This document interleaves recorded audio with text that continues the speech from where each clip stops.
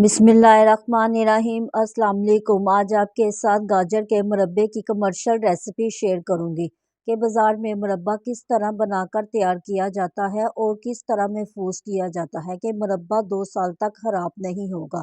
आपने रेसिपी को स्किप नहीं करना, सारी टिप्स और ट्रिक आपके साथ शेयर करूंगी। रेसिपी अच्छी लगे तो मेरे चैनल को सब्सक्राइब करें।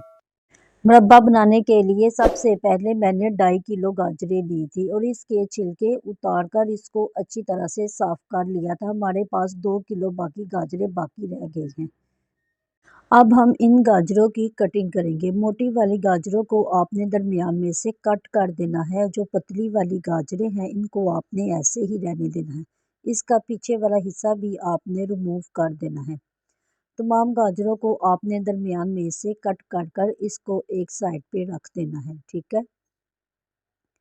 अब हम एक बर्तन लेंगे और इसमें तमाम गाजरें शामिल कर देंगे।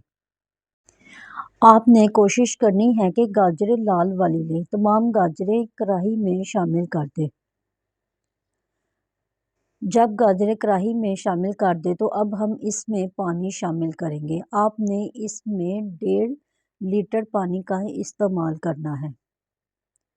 पानी को डालने के बाद अब हम इसको चूल्हे पे रखेंगे और उन गाजरों को अच्छी तरह से मिक्स कर लेंगे। गाजरों को मिक्स करने के बाद आपने इसको कवर करना है और इसको 5 मिनट तक हाई फ्लेम पे और 15 मिनट तक आपने इसको हल्की आंच पे पकाना है। 15 से 20 मिनट के बाद गाजरें कुछ थोड़ी सी नरम हो जाएंगी। अब हम इन गाजरों को बाहर निकाल लेंगे किसी प्लेट में। आपने इस पानी को फेंकना नहीं है, इसका हम बाद में इस्तेमाल करेंगे। गाजरों को आपने किसी प्लेट में बाहर निकाल लेना है और किसी फोर्क की मदद से इसके ऊपर छोटे छोटे सुराख कर लेने हैं। जब गाजरें नीम गर्म हो आपने ये काम तब करना है। तमाम गाजरों के ऊपर आपने छोटे छोटे सुराख कर देने हैं और इसको किसी दूसरे बर्तन में डाल दें। अब हम इसमें चीनी डालेंगे। मैंने 2 किलो गाजरे में 1.5 किलो चीनी का इस्तेमाल किया है।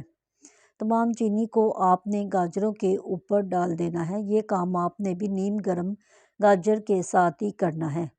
10 से 15 मिनट तक आपने इसको कवर करना है। 10 मिनट के बाद देखेंगे चीनी आहिस्ता आहिस्ता मेल्ट होना शुरू हो जाएगी। गाजरें नीम गर्म होंगी तो इसके ऊपर चीनी डालने से चीनी थोड़ी सी मेल्ट हो जाएगी।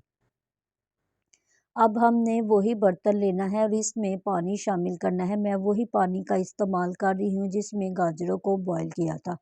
अब हमने इसमें 1.5 गिलास पानी का इस्तेमाल करना है। पानी डालने के बाद अब हम इसमें चीनी वाली गाजरें शामिल कर देंगे। गाजरों को बर्तन में शामिल करने के बाद इसको अच्छी तरह से मिक्स करें और इसको कवर कर दें तकरीबन 15 मिनट तक। आपने इसको लो फ्लेम पे पकाना है। चूल्हे की आंच को तेज़ नहीं होना चाहिए।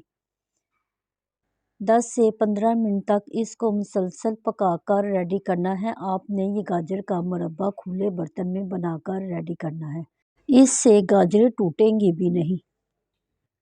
जब गाजरें अच्छी तरह से पक जाएं और थोड़ी सी सॉफ्ट हो जाएं तो अब आपने गाजरों को दोबारा बाहर किसी बर्तन में निकाल लेना है। अब हम इसमें कुछ चीज़ें शामिल करेंगे जिसमें एक दालचीनी का स्टिक, 3 से 4 ग्रीन वाली इलायची जिसको खोलकर आपने इसमें डालना है। 1/4 टीस्पून इसमें आपने नमक शामिल करना है। अब हम इसमें हाफ़ टी स्पून टाटरी का इस्तेमाल करेंगे। टाटरी इसको 2 साल तक भी ख़राब होने नहीं देगी और ना ही चीनी इसमें जम जाएगी। और इसमें 1 से 1.5 टेबलस्पून नींबू का रस आपने शामिल करना है। तमाम चीज़ों को डालने के बाद आपने इसको अच्छी तरह से मिक्स कर लेना है। अब हमने इसको इतना पकाना है कि एक तार का शीरा रेडी हो जाए। इसको तकरीबन 10 मिनट तक पकाएंगे तो एक तार का शीरा रेडी हो जाएगा। जब शीरा रेडी हो जाए तो इसमें अब हमने गाजरों को शामिल करना है। आपने तमाम गाजरों को इसमें शामिल कर देना है। अब आपने गाजरों को शीरे के साथ तकरीबन 10 मिनट तक आपने इसको कुक करना है कि इसका पानी सारा ख़त्म हो जाए। पानी इसमें बिल्कुल नहीं रहना चाहिए।